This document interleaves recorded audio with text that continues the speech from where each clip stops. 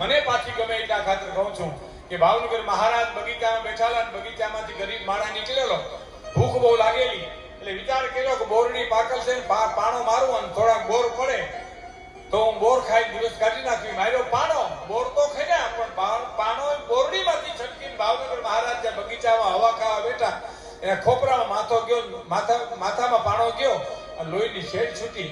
અને પછી માણસો દોડ્યા, પકડી લ્યો, બોર વીણતો તો ત્યાંથી પકડી લઈ આવ્યા ભાવનગર મહારાજ.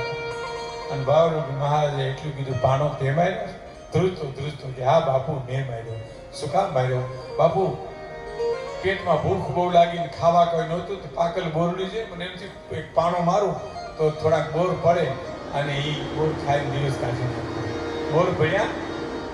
હા બાપુ, એ ખોબોય બોર ભણ્યા. એમ તો ગા માણસને હુકમ કર્યો, ખોબોય ચાંદીના રૂપિયા માણસને આપો. ખોબોય ચાંદીના રૂપિયા માણસને આપો. કે પણ બાપુ તમને પાણો લાગ્યો, લોહી નીકળ્યા અને તમે રૂપિયા આપવાની વાત કરો તો કે ઝાડવાને પથ્થર મારે ઝાડવું ખાવા માટે ફળ દેતું હોય તો હું તો ભાવનગરનો રાજા છું, ગોહિલવાડનો ધણી છું. હું કાંઈ ન દઉં તો મારી ધનરાજીનું ધાવણ રાજ્ય છે. એ ભાવનગર મહારાજના વખાણ કરવા કે જોગીદાસ ભગવાન પાર્વતીના વખાણ કરવા.